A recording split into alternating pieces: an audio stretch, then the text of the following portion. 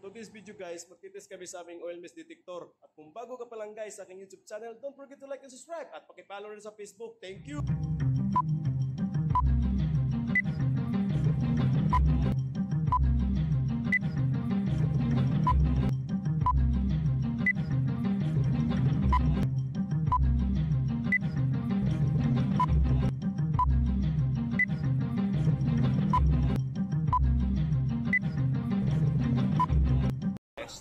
Okay. The alarm operation check.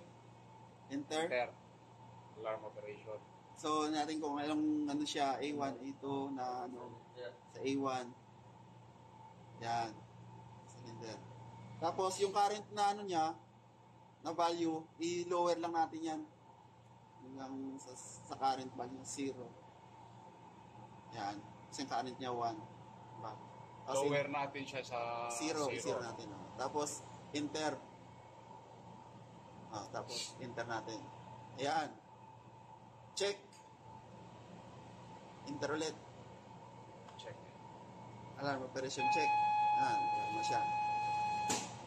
Tapos, sunod yan. Nag-reset siya. Enter lang. Balik na siya sa normal.